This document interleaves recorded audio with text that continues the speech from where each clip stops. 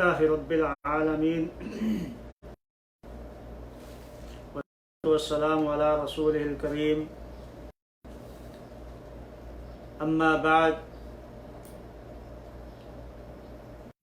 وقال الذين لا يرجون لقاءنا لولا أنزل علينا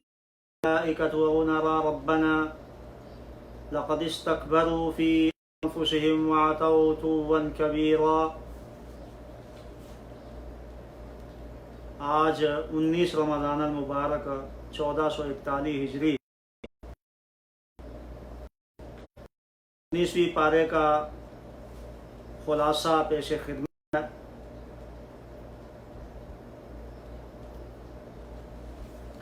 اس پارے میں جو اہم موضوع بیان ہوئے ہیں وہ کچھ اس طرح ہیں: نیک اور صالح لوگوں سے صحبت اختیار کرنے کی رغبت، کل قیامت کے دن اللہ سبحانہ و تعالیٰ کی عدالت ہمارے خلاف ایک مقدمہ دائر ہوگا، عباد الرحمن کی صفات بیان کی گئی ہیں، توبہ اور اصلاح کرنے پر پہلی تمام برائیاں نیکی، اس کے بعد سورہ الشورى، اس میں امتوں اور انبیاء کا ذکر ہے، خاص کر موسیٰ اور فرعون کا واقعہ، علیہ السلام کا اپنی قوم کے ساتھ، ابراہیم علیہ السلام، ہود اور صالح علیہ السلام، اور یہ کچھ موضوع تھے جو اس پارے میں بیان ہوئے ہیں۔ اب ان مواضیع پر تھوڑی تھوڑی ہم تفصیل کے ساتھ بات کریں گے۔ اللہ سبحانہ و تعالیٰ نے نیک اور صالح لوگوں سے دوستی اور مصاحبت اختیار کرنے کا حکم دیا، اور اگر انسان اس دنیا میں اچھے روابط رکھتا ہے تو اس کا کل قیامت کے دن بھی فائدہ ہوگا، وگرنہ دوسری صورت میں اگر وہ اچھے لوگوں سے روابط نہیں، سے تعلقات نہیں رکھتا، ان کے ساتھ مصاحبت اختیار نہیں کرتا ہے، تو کل قیامت کے دن اسے افسوس کا کرنا پڑے گا۔ اور پھر اگر کیوں میں نے دوست بنایا دنیا کے اندر،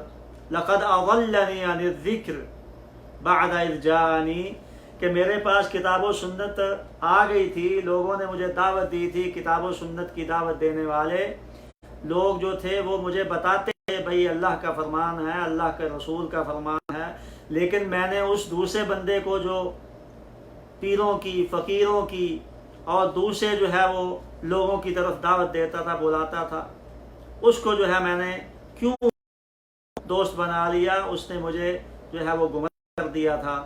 اس کتاب و سنت سے۔ وَكَانَ الشَّيْطَانُ لِلْإِنسَانِ خَذُولًا، اور شیطان جو ہے وہ انسان کو ذلیل و رسوا کرنے والا ہے۔ تو یہ کل قیامت کا ایک نقشہ کھینچا ہے اللہ سبحانہ و تعالیٰ نے اس شخص کا جو ہوگا، جو مجرم ہوگا، جس نے اچھے لوگوں کے ساتھ مصاحبت اختیار نہیں کی ہوگی، کتاب و سنت پر عمل نہیں کیا ہوگا، اور وہ کف افسوس ملتا ہوا یہ باتیں کرے گا کہ کاش میں کتاب و سنت پر عمل کر لیتا، رسول علیہ السلام کر لیتا، اور فلاں بندے کو جو کتاب و سنت پر عمل کرنے کی بجائے کسی اور راہ کی طرف لے کے جا رہا تھا، جو یہ کہتے تھے سارے راہ کی طرف جاتے ہیں، تو اس سے جو ہے وہ بچ جاتا۔ اس کا اللہ سبحانہ و تعالیٰ کھینچا۔ اور پھر کل قیامت کے دن ہمارے خلاف، اس امت کے خلاف اللہ تعالیٰ کی عدالت میں ایک مقدمہ دائر ہوگا۔ مقدمہ کرنے والا جو مدعی ہوگا وہ کون ہے؟ وہ سب سے اعلیٰ، سب سے افضل انسان، امام الانبیاء محمد صلی اللہ علیہ وآلہ وسلم ہوگا، اور عدل و انصاف کا مالک بادشاہ جو اللہ سبحانہ و تعالیٰ کی عدالت ہوگی، اللہ کے سامنے جو ہے یہ مقدمہ پیش ہوگا اور اللہ فیصلہ فرمائیں گے۔ اللہ سبحانہ و تعالیٰ نے فرمایا وقال الرسول ان قوم اتخذوا هذا القرآن مہجورا، اور اس دن رسول علیہ السلام کہیں گے، محمد علیہ السلام یہ دعویٰ کریں گے، کیا دعویٰ دائر ہوگا؟ یا ربی، میرے پروردگار، ان قوم اتخذوا هذا، آج ہم قرآن مجید کو سارا پڑھ جاتے ہیں، اور خاص کر کے اب رمضان المبارک کا مہینہ جا رہا ہے، اور اکثر لوگ، بلکہ ہر ایک کے گھر میں یہ قرآن مجید کی تلاوت ہوتی ہے، ایک دوسرے سے آگے نکلنے کی کوشش میں، لیکن سمجھ کر نہیں پڑھا جاتا، اس کو ترجمے کے ساتھ نہیں پڑھا جاتا، اس کے اندر جو مسائل بیان ہوئے ہیں، اللہ سبحانہ و تعالیٰ نے جو احکام بیان کیے ہیں، جو عقائد بیان کیے ہیں، جو چیزیں بیان فرمائی ہیں، اس کی طرف دھیان نہیں دیا جاتا، بلکہ صرف عربی عبارت کو پڑھ کے آگے بھاگا جا رہا ہے۔ تو اللہ سبحانہ و تعالی اس دن پھر فیصلہ کیا کریں گے؟ فیصلہ یہی ہوگا کہ جس نے قرآن مجید پر عمل کیا ہے، اس قرآن مجید کو چھوڑا نہیں، ترک نہیں کیا، اس کو خود بھی عمل کیا، آگے بھی کامیاب ٹھہرے گا، اور جس نے اس پکڑا نہیں، اس پر عمل نہیں پہنچایا، وہ ناکام ہے کہ تو عمل کو ختم کر دیتا ہے۔ یہ کوئی بات نہیں ہے کہ گناہ ہو جائے، کوئی جو ہے وہ بعید نہیں ہے، ہر بندے سے گناہ ہوتا ہے۔ نبی اکرم صلی اللہ علیہ وآلہ وسلم نے فرمایا کلکم خطاؤن، تم سب کے سب خطا کار ہو، تم سب کے سب خطا کار، کوئی ایسا شخص نہیں ہے، کوئی ایسا مسلمان نہیں، انسان نہیں جس سے غلطی نہ ہوتی ہو، جس سے گناہ نہ ہوتا ہو، بلکہ ایک حدیث میں صلی اللہ علیہ وآلہ وسلم نے یہ فرمایا ہے کہ اگر تم گناہ کرے تو اللہ سبحانہ و تعالیٰ ایک ایسی قوم لے آئے گا تمہارے جو ہے غلطی کر کے پھر توبہ کریں گے، تو اس توبہ جو ہے وہ گناہ ہونا بڑی بات نہیں، بلکہ توبہ نہ کرنا جو ہے بہت بری بات ہے۔ تو اللہ سبحانہ و تعالیٰ نے بھی گناہ جو ہے اس گناہوں سے توبہ کرنے کا جو ہے نتیجہ کیا فرمایا ہے، نبی اکرم صلی اللہ علیہ وسلم نے حدیث کے اندر بھی فرمایا توبہ تو یجب ما قبلہ، توبہ جو ہے وہ پہلے سارے ڈبل عذاب دیا جائے گا، وَيَخْلُدْ فِيهِ مُهَانًا، اور ہمیشہ رسوائی کے ساتھ جو ہے وہ اس عذاب میں چلتا رہے گا۔ لیکن کون ایسے لوگ ہیں؟ إِلَّا مَنْ تَامَنَ وَعَمِلَ عَمَلًا صَالِحًا، لیکن وہ شخص جو توبہ کر لے، توبہ لے آئے، توبہ صالحہ کرے، اعمال لے آئے، توبہ کر لے، تو پھر کیا ہوگا؟ فَأُولَئِكَ يُبَدِّلُ اللَّهُ سَيِّئَاتِهِمْ، یہی لوگ ہیں جن کے سارے گناہ جو ہیں ان کو اللہ سبحانہ و تعالیٰ نیکیوں میں تبدیل کر دے۔ یعنی شرط کیا ہے؟ اعمال صالحہ، ایمان اور توبہ۔ ایمان لانے کے بعد پچھلی توبہ کیسے ہوتی ہے کہ وہ اپنے کیے پر نادم ہو، اس گناہ کو فوراً جو ہے وہ ترک کر دے، جو ہے ایسا کہ آپ کو کئی بار بتایا جا چکا ہے کہ مکی صورتوں میں عام طور پر عقائد کی بات ہوتی ہے جو مکہ کے اندر نازل ہوئی ہیں ہجرت سے پہلے، اور اس میں احکام نہیں ہوتے، عقائد کی بات ہوتی ہے، پہلی امتوں اور پہلے انبیاء کا ان کی دعوت ہے۔ تو اسی طرح اس صورت کے اندر بھی موسیٰ علیہ السلام اور فرعون کا واقعہ بیان کیا گیا۔ تو اس آیت سے ہمیں یہ پتہ چلتا ہے کہ اپنے قرب و جوار میں پہلے ہمیں جو ہے وہ دعوت دینا چاہیے، اس کے بعد جو اپنے اسی طرح دوسری آیت میں اللہ سبحانہ و تعالیٰ نے فرمایا قُوا وَأَهْلِكُمْ نَارًا، یعنی سب سے پہلے خود ایمان قبول کیا، اس پر عمل کیا، اور اس کے بعد پھر اپنے گھر والوں کو، پھر اپنے قریبی رشتہ داروں کو، اور پھر باقی لوگوں کو جو ہے وہ دعوت دینی ہے۔ تو اللہ سبحانہ و تعالیٰ نے اس کا جو ہے وہ یہاں پر بیان جو ہے وہ کیا ہے۔ اور اس کے بعد اللہ سبحانہ و تعالیٰ نے سورہ نمل، اس کے اندر کچھ اہم موضوع جو ہے وہ بیان ہوئے ہیں، جو دو موضوع ہم آپ کے سامنے بادشاہی وَوَرِثَ سُلَيْمَانُ داود، اور داود علیہ السلام بنے سلیمان، یہ کس چیز میں ہے؟ یہ جو وراثت ہوتی ہے یہ جائیداد کی وراثت، اور یہ اس کی وراثت نہیں ہے بلکہ علمی وراثت ہے۔ اور فرمایا وقال یا ایھا الناس علمنا منطق الطیر واوتینا من کل شیء، کہ جتنے بھی پرندے تھے، چرند تھے، جو بھی جانور تھے، ان سب کی بولیاں بھی سلیمان علیہ السلام کو سکھائی گئی تھی۔ تو ایک دن انہوں نے کیا کیا، سارے لشکر جتنے تھے وہ اکٹھے کیے، ان کو لے کے جا رہے تھے۔ تو آگے جو چیونٹیاں تھیں انہوں نے دیکھا کہ لشکر جو ہے وہ آ رہا ہے سلیمان کا، تو ایک چیونٹی نے کھڑے ہو کر کہا بھائی جلدی جلدی اپنی بلوں میں گھس جاؤ، یہ نہ ہو کہ سلیمان اور اس کا لشکر جو ہے تمہیں رون ڈالے۔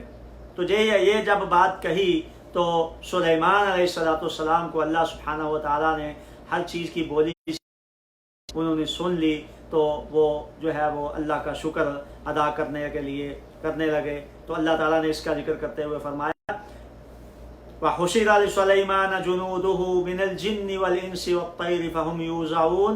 اور سلیمان علیہ السلام کے لیے ان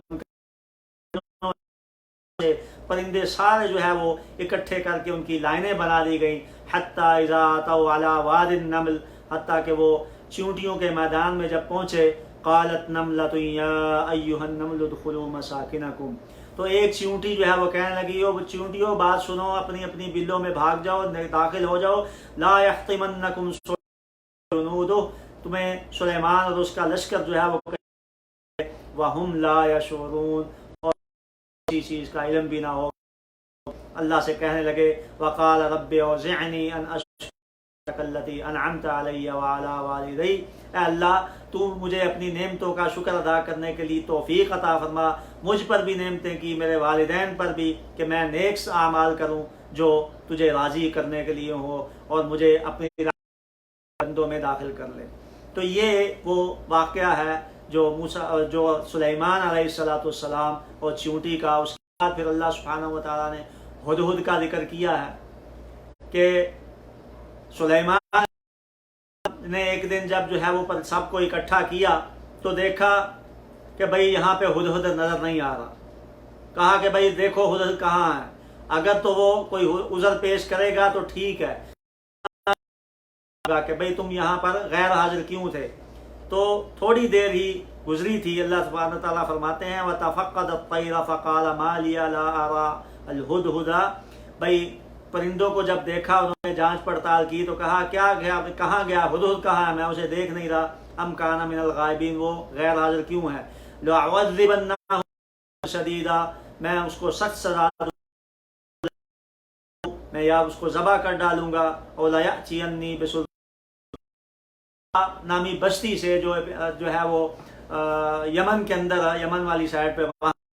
ہے، تو وہاں سے خبر لے کے آیا۔ کیا خبر لے کے آیا؟ انی وجدت امرأة تملکہم وأوتیت ولہا عرش عظیم،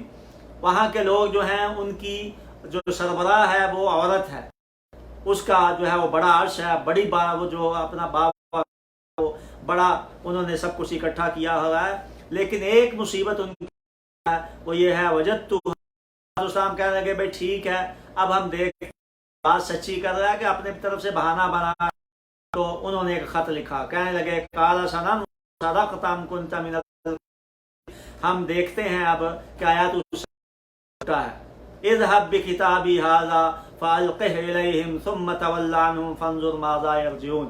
یہ میرا خط لے جاؤ اور وہاں پہ جا کے جو ہے رکھ دینا، اور پھر دور سے دیکھنا کہ وہ کیا کہتے ہیں، پھر مجھے آگے بتانا۔ تو اب انہوں نے وہ خط جو ہے وہ دے دیا، ہدہد چلا گیا، اور جب وہ جا کے وہاں پہ تو وہ بادشاہ نے وہ مسلمان ہو کے آ جاؤ اور سرکشی مت کرو۔ تو اب اس نے ان سے بھائی بتاؤ، میں جب کرنا چاہتی ہوں تو مجلس شورا کا اجلاس بلاتی ہوں، تم کو بلاتی ہوں، بلا کے کوئی جو ہے وہ میں فیصلہ کرتی ہوں، تو بتاؤ اب کیا کرنا چاہیے۔ تو کہنے لگے بھئی نحن اولو قوت و اولو باس شدید والامر انظری ماذا تأمرین، کہنے لگے بھئی بات سن، وہ کہنے لگے کہ بات یہ ہے کہ ہمارے بھی ہے، ہمارے پاس اسلحہ ہے، سب کچھ ہے، بڑی طاقت ہے، جو اس کو لے کے کوئی نہ جا سکے اور نہ ہی اس کے پاس کوئی پہنچ سکے۔ سلیمان علیہ السلام نے پر اپنی مجلس میں کہا کہ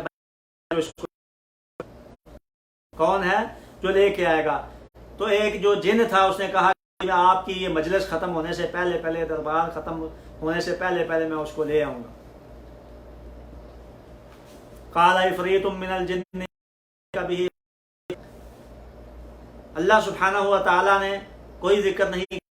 وہ کون تھا، لوگوں نے بتا دیا کہ یہ اس کا نام ہے، پتہ نہیں صحیح ہے کہ نہیں صحیح. تو انہوں نے کہا فلما رآہ مستقرہ قال ھذا من فضل، یہ فضل ہے.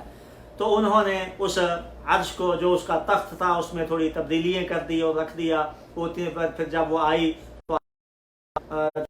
سلیمان علیہ السلام کو کہا فلما